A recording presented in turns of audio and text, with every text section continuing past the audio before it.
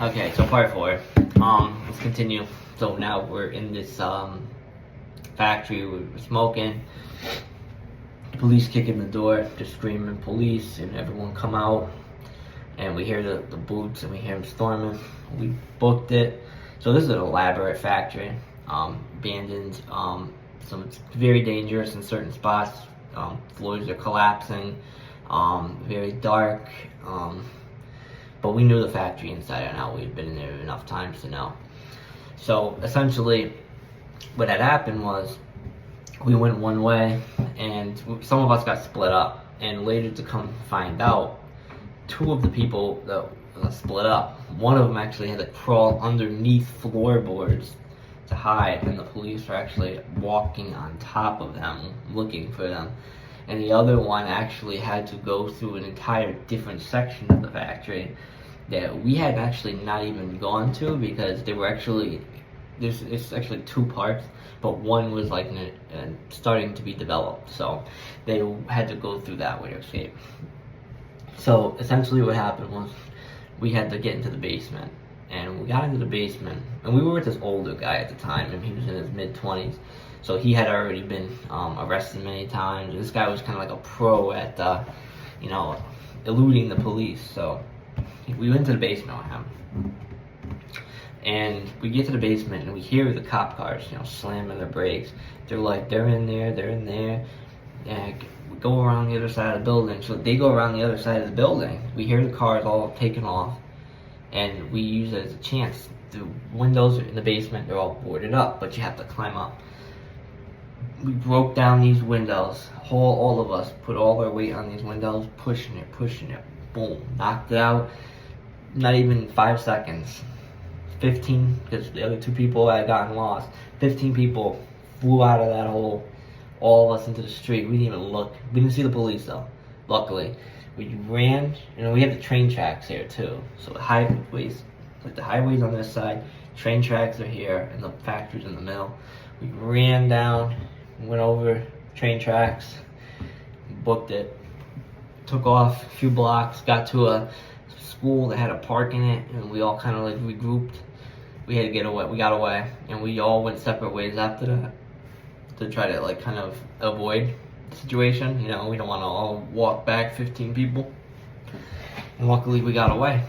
It was definitely but luck runs out eventually, and this is where it would come to when I was 18, less than a year later, when I would break into another building. This time the factory was actually occupied, and to do so just to film some videos, skate videos, smoke, hanging out, trespassing, etc. And I was with a few friends at this point. We would all get arrested. I would actually be the last one. This was actually what happened was we triggered silent alarm on the building. So we're in this building, and next thing you know, you hear we're upstairs. So there's it's a big factory, and then there's kind of like an upstairs portion. So we hear the voices, and we hear the police. They're searching the building below. We're trying to be as quiet as possible, but we know they know we're in here. There's only one way out. They're coming up here.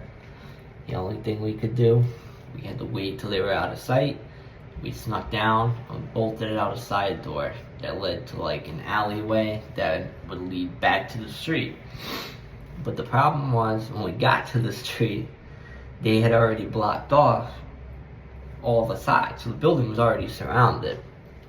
I mean, this is pretty elaborate planning on their part. I mean, especially for like a building it wasn't really, I would say, it was owned and occupied, but there was nothing in there at the time. It was like empty. They had just bought, I guess, a company had just bought the building.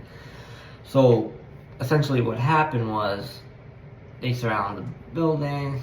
Young cop, I'd say in his 30s, I believe he may have been a lieutenant. He's screaming at us to stop. I froze for a few seconds, made eye contact with him, and I'm just out, turn around, bolted it. He's chasing me, but I'm so experienced. At this point, I've jumped off 2-story buildings. I've done crazy things, climbing up stuff, you know, been in police chases before. I've never gotten caught up to this point, so I've gone years being chased by cops, hiding on top of roofs, everything. There's a lot of stories I didn't even include. I'm running, but this area I started running through, like this grassy area, and it's got a lot of rocks and mounds and everything. And at this point, they got one of my friends already.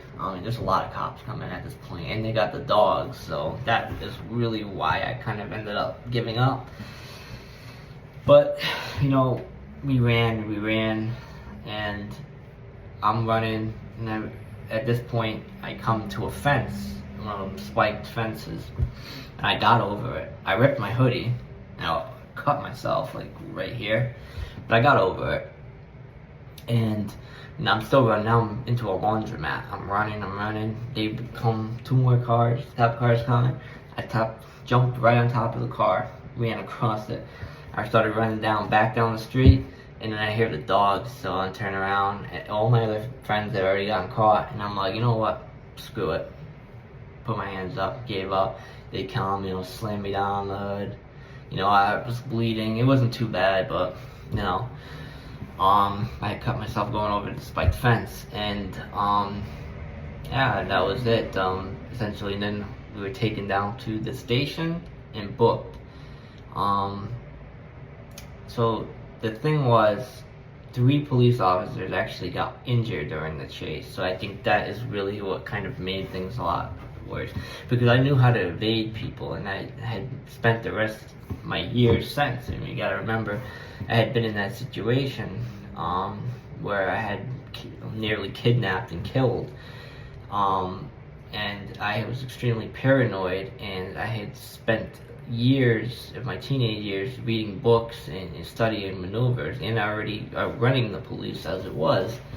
So I was very skilled in this evasion. There was times where, you know, we would skate, the cops would come to kick us out, and I crawled actually on top of a building one time and was crawling in the dark shadows. So I knew how to evade, especially in the dark, but this was in the middle of the day. I mean, this is 9:30 in the morning. I skipped school, I was a senior. So essentially, yeah, we were arrested. So the officer that was handling this, an older man, you know, one of those officers that, he had a terrible attitude problem, you know, one of those POs that, you know, been on the force for 30, 40 years, but he never got promoted, still a patrol officer, you know, taking orders from guys half his age, and he was nasty, racist, given that many of my friends were either black or Latino. I mean, he made racist comments, derogatory, sexist things, things that I shouldn't even say on here, but we'll leave it to kind of the imagination. A lot of officers at the time, this is Bridgeport in 2013, so, you know, before 2015, there was no body cameras. A lot of things happened inside that station house and out on the streets that weren't, it's kind of open for interpretation, but a lot of bad things happened, and there's actually been accusations, I know this is off topic, of police officers murdering people. So actually one of the captains in the department at the time had been accused of a murder in the 1970s of a woman that he had met at a strip club after getting off of work.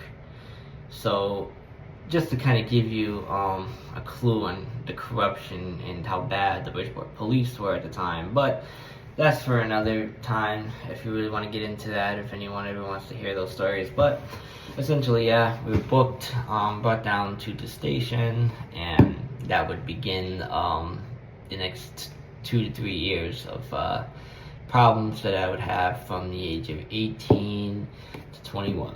So let me start on part 5, because the video is almost ending, but I'll see you there.